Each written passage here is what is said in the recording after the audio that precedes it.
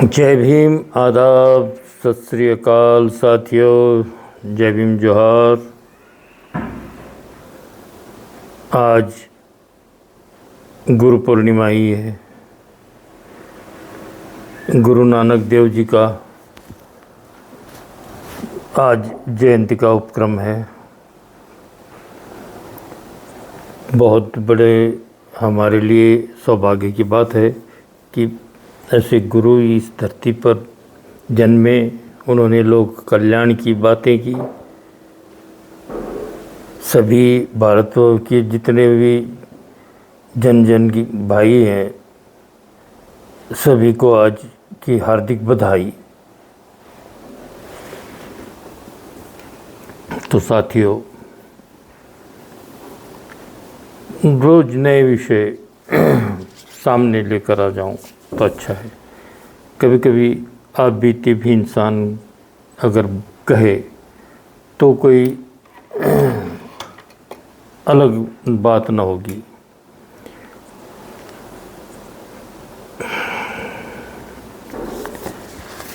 आदमी को हमेशा सीधा चश्मा पहनना ज़रूरी है।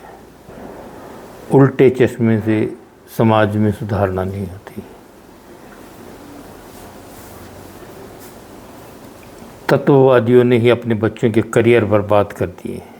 ज़्यादा तत्ववान जो लोग होते हैं वो जाने अनजाने अपने बच्चों का नुकसान करते चलते हैं। मेरा ऑब्जर्वेशन है आज तक का। घर का कुटुंब का एक आधा मुख्य बड़ा भाई होता है, वो बड़ा कठोर बनता है। शायद उसने काफ़ी कुछ देखा होता है जीवन में। वो चाहता है कि मेरे भी भाई बहन छोटे छोटे अच्छे रास्ते पे चले, और ऐसा हुआ भी। उसके वो दहशत, वायर का एक टुकड़ा हुआ करता था, उससे पनिश किया करता। हम सारे भाई अच्छे हो गए। वो कहीं दूर से दिखता, भागकर अपनी किताबें उठाकर पढ़ने लग जाते। वो डर सही रहा। जिन्हें तरक्की करनी होती है वो जरूर करते हैं। ये सारे बंधन, ये डर से परिवर्तन आया। सभी भाइयों की स्कूलिंग, कॉलेज, सारी पढ़ाई अच्छी रही।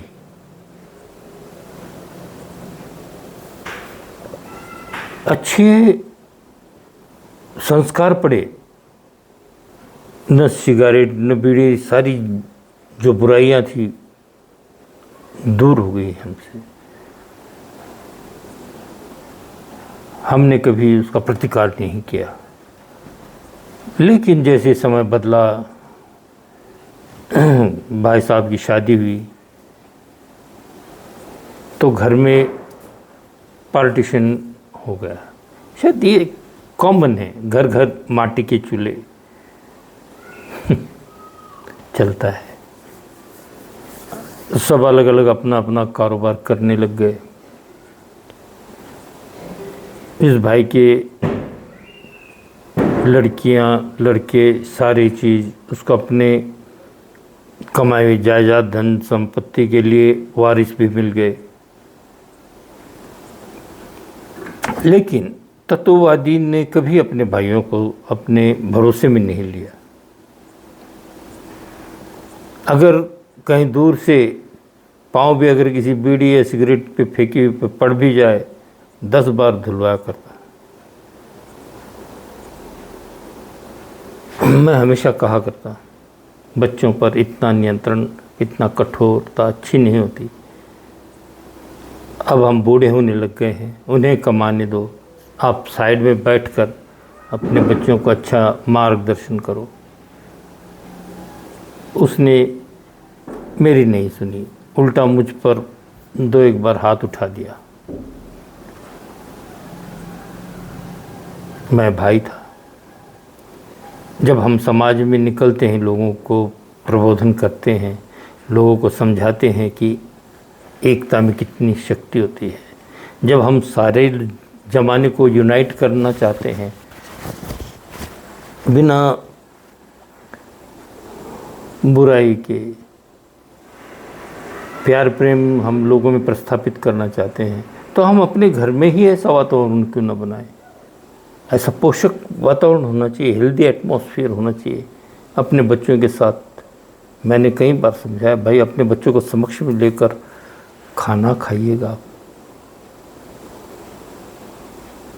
लेकिन तत्व तो तत्व होते हैं, वो लोग कहीं भी एडजस्टमेंट नहीं करते, अपने नियम बंधे बंधाए उनके। एक बार कह दिया तो किसी की भी नहीं सुना करते थे।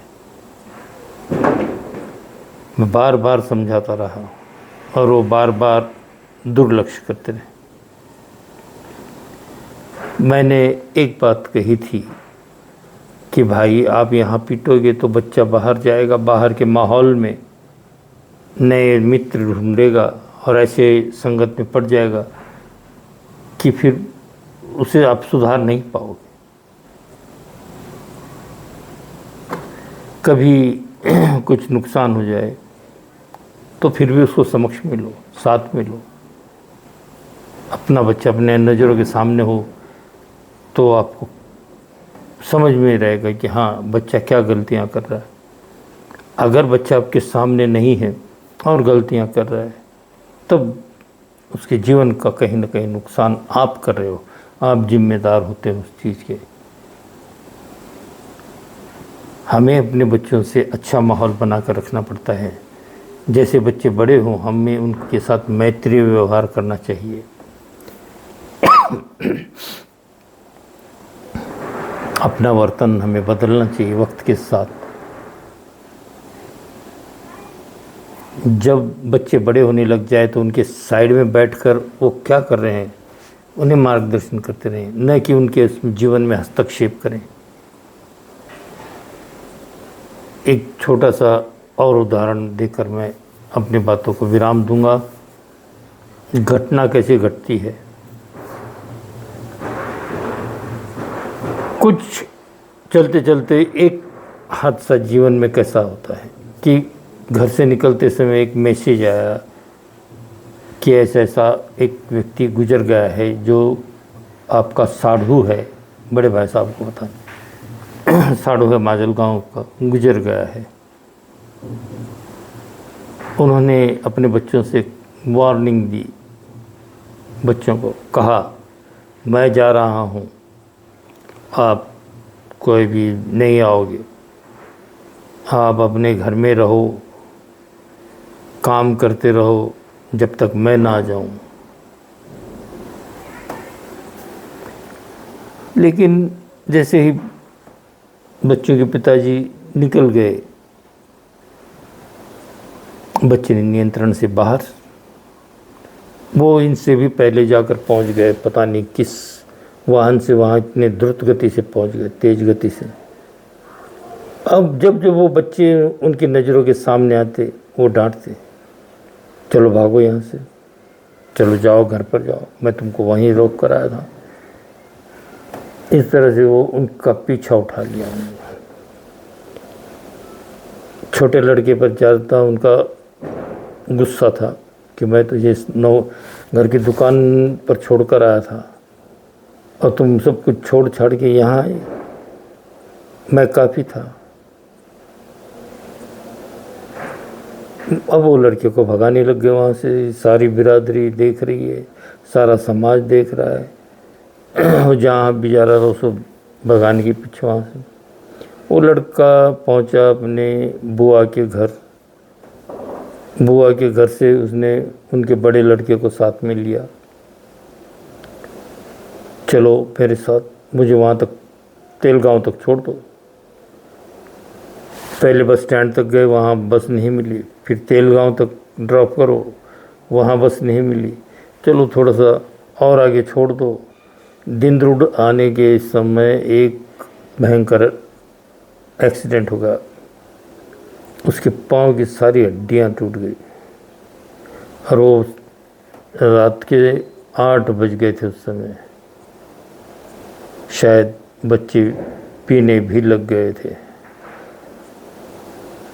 ये हादसा क्यों हुआ, कैसे हुआ, समझ में नहीं आया। आपत्ति आती है, कोई बोल कर नहीं आती, इसलिए हमेशा सजग रहें, अपने बच्चों को अपने करीब रखें, उनसे प्यार प्रेम रखें, उनसे सहानुभूति रखें।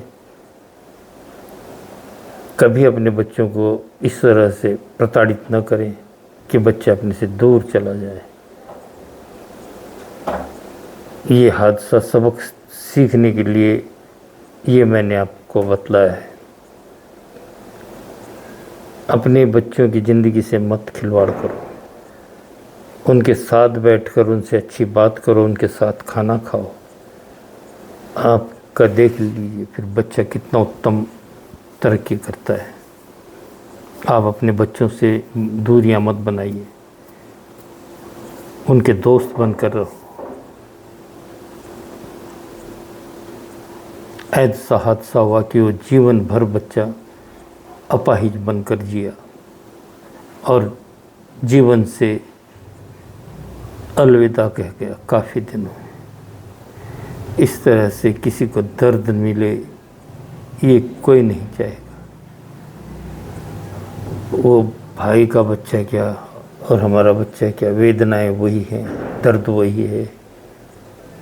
किसी को खुशियाँ नहीं होती ऐसे हादसे होने से। माँ बाप के बुढ़ापे के आसरे इतने जल्दी उठ जाए,